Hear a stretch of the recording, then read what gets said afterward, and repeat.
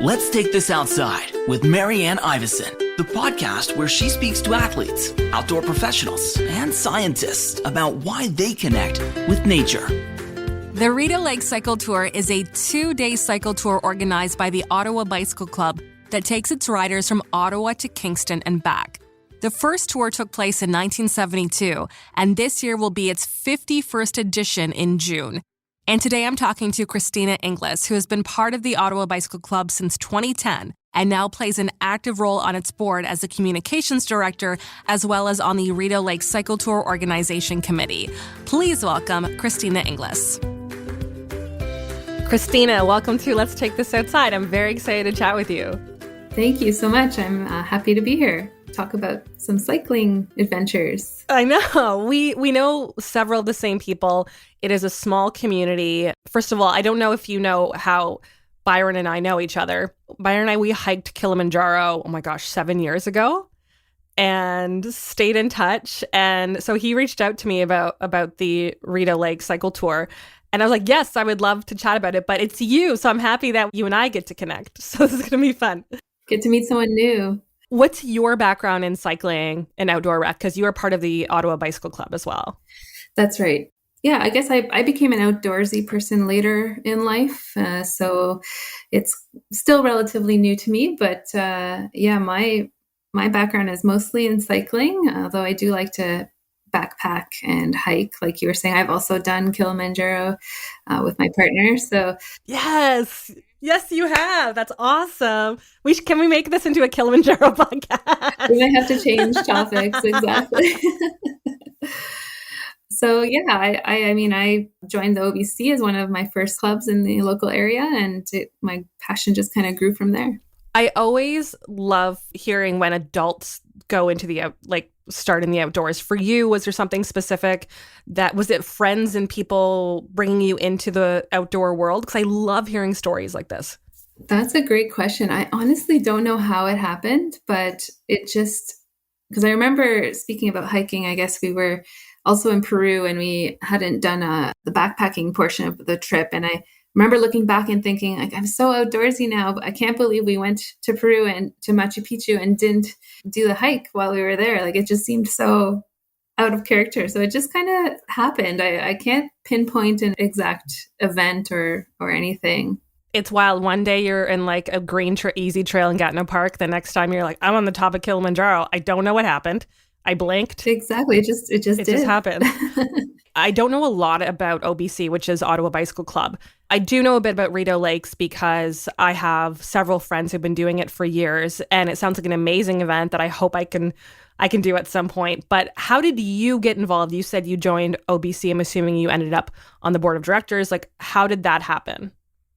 Yeah. So I joined OBC probably in 2010, and it's kind of funny because I showed up with this 1986 vintage road bicycle. So that was way too big for me. And I was just so out of my realm. But the club was amazing at kind of teaching me, how to group ride, how to do certain cycling skills. And, the next year I bought my entry-level bike and I started going to club rides very regularly. Joined the board of directors probably 7 years later. So it took me a while to kind of get to know the club. And it was so important to me that I wanted to contribute or give back by joining the board of directors. My role is the director of communications. So I'm behind some of the social media or any kind of club communications that go out internally and externally. And now I'm here doing my first podcast. Oh, your first one. Okay, this is good. I'll try to make it as painless as possible for you. So OBC, if I understand correctly, puts on Rideau Lakes Cycle Tour, right? It's on the OBC website. So is that what happens? Yes. So it's probably our biggest and largest event that we've put on. We've been putting it on for some time now. All started with the OBC, I think back in 1972, if I have that correct. Oh my gosh. Yeah. What's the math on that? The math is a little off due to the pandemic, but we're running into our 51st edition of the Rideau Lakes Cycle Tour. So last year we had quite a big 50th year and we kind of went all out with new, nice bright yellow jerseys and had some nice extra options for the tour. And now we're into our 51st edition. That is incredible. And whether it's Rideau Lakes or it's any tour across Canada, that is a long-standing event. Yeah. And I mean, the club is old too. I don't know if you're familiar with the Ottawa Bicycle Club, or initially started in the late 80s, and then it kind of had a break, but it's also been around for about 50 years as well. Okay, I can't wait to talk about OBC too. So what is Rideau Lakes? Like what is this tour? Because if you're not in Ontario, it's in Eastern Ontario, and it is a beautiful backcountry route. Yes, exactly. So it is a 2-day cycle tour that leaves Ottawa or Perth, Ontario, and cycles through the Rideau Lakes, the area as it's known, towards Kingston. So you end in Kingston. Usually it's the second Saturday of the second weekend in June.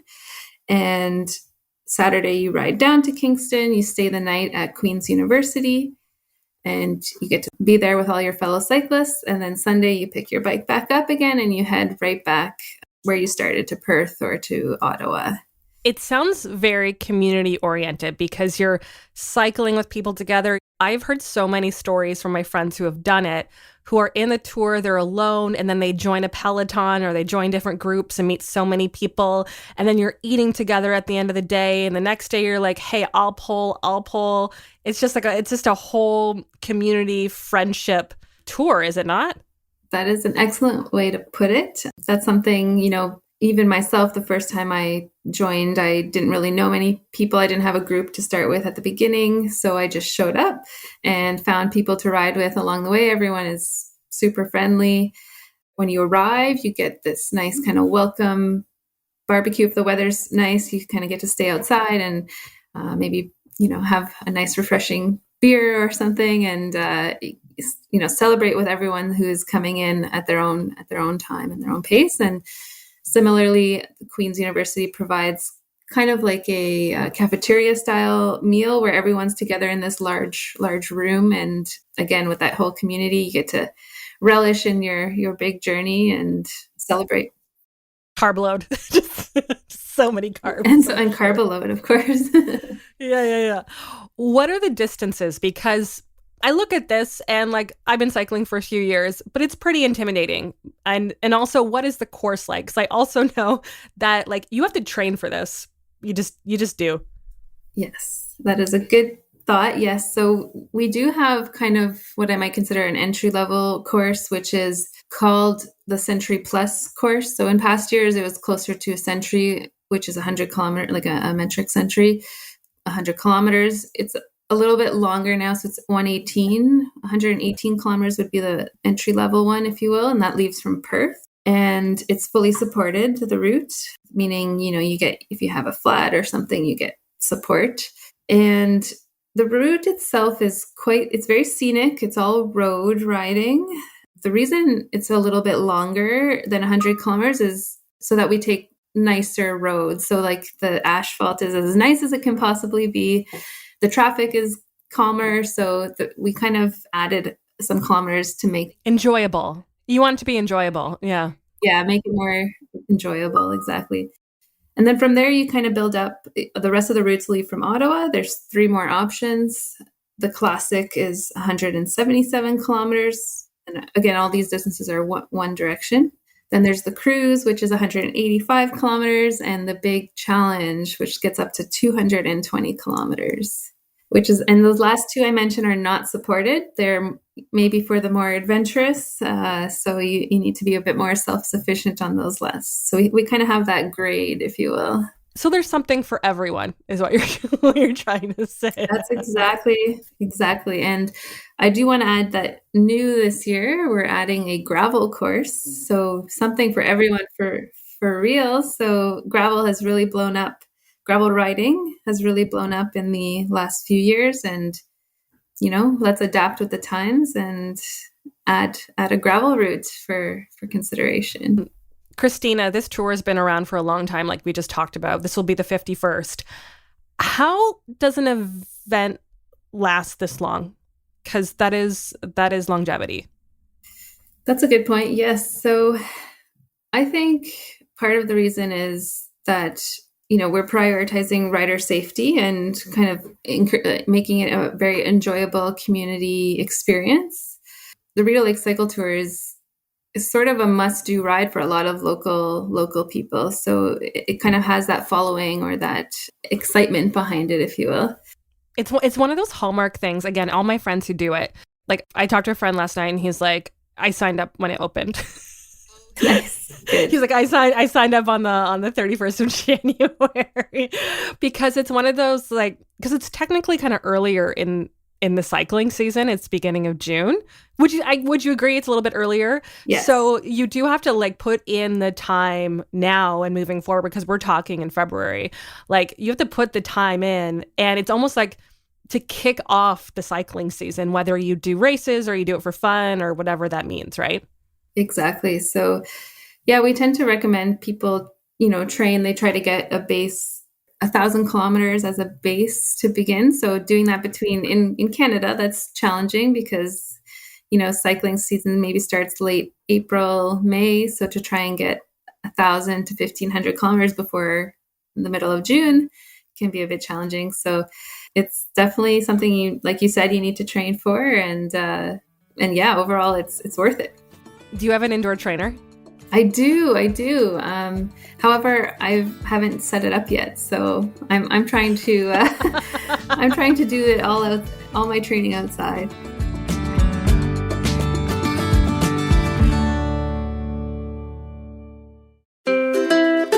Let's Take This Outside now has a newsletter. Keep up to date with outdoor news, events, and great discount codes and deals from our partners. Sign up today at letstakethisoutside.ca. I've been going to spin class, and because I had a trainer at one point, I hated riding inside. I'd rather cross-country ski outside. So I sold my trainer, and then I've been doing spin, and all I can imagine, because the teacher, her name's Julie, she's a huge cyclist and cross-country skier. She has a CSM every year. And she will talk about okay, you're doing the Gatineau Park loop, and she'll put me in that headspace where I'm climbing hills. And I love it a lot. I think it's important to do those things, to get excited for the cycling season ahead. For sure. Yeah, I should consider spinning instead, because I also prefer to ski, but we'll... If you've been in a race before, it could be cycling, running, triathlon. I don't know if people realize what goes into the pure logistics of an event like this. What are some things that the average person wouldn't even think about? You sign up for the race. If you were not a competitor, if you're a participant, the less you worry about, that means the better the event is, right? Yes. Yeah, for sure. And one thing, just to be clear, because we're also, we don't consider this a race, and it's more of a tour. We don't time. Yeah, no, we don't time anything, but a lot of people have that common misconception. But yeah, even just organizing water stations, washroom stations, these are things that take a lot of volunteers and organization, putting up signage along the route. So most people like to use GPS these days, but there are also signage people who kind of put up signs. So I would say it's the volunteer base that really helps with this event, and we can kind of divide and conquer. We have things I think something that's unique to the Rideau Lakes Cycle Tour is that we use amateur radio emergency services. So we have these volunteers who monitor progress, respond to emergencies, coordinate mobile repairs for the riders, and even, watch the weather. So if there's some kind of weather event that might happen, we have shelters set up and things like this. So that's an interesting piece to kind of coordinate in the background. And it's really about safety, I think, and just having a plan B. There's nothing I worry about more, especially when I go on a solo ride, than okay, what's my backup plan? Who am I telling? Who can rescue me? Because not going to lie, I've had a lot of bad things happen. Yeah, just things breaking, middle of nowhere. Actually, quick story. It was my first season with my gravel bike. It was in the middle of COVID. I love doing solo adventures. And I was like in the middle of nowhere and something snapped on my bike. And I was stuck in the middle of nowhere and a stranger like picked me up. It was in the middle of COVID, put my bike in his trunk and brought me back to my car. I was like in tears. But thank you. Like, I'm so lucky someone saved me. But like, things can happen. So knowing that knowing that there are these backups and the safety and someone who can come help you, or you can't figure out that flat because you're flustered and, not feeling great. Yes, exactly. And yeah, so we have, not only mobile repair and we call them support and gear vehicles, but they basically watch the route and the riders along the way. But we also have on-bike route marshals. So one of my roles is to also be a route marshal, which is really just to see, if you come across a rider that might be struggling or having a mechanical, then, the route marshal would have direct contact with some of the other folks who are part of this whole community of, making sure the riders arrive as safely as possible. If you've always wanted to try a cycling tour, why try Rideau Lakes? Why is that one the one to go to? I think, the fact that we have our longest running event, we've kind of seen it all. We've been able to prepare for a lot of different situations, whether, one year we have cold weather, one year we have rain, or perfect skies. So we've kind of been through all the scenarios and are prepared for that. But more, thinking about the tour itself, the fact that it's right in your backyard, the way I see it is that, if you're living in Ottawa particularly, or Ontario in general, this beautiful Ontario scenery, which you might not really be able to appreciate on the day-to-day. But you go through these nice, charming towns like Westport and Toledo. There's rest stops there as well. So you get to meet the local communities, and they're the ones that are actually providing some of the nutrition. So you visit these kind of church groups, and they, all the church ladies are providing snacks and baked goods and provide food for purchase. So supporting the local community is a nice aspect to it, I find.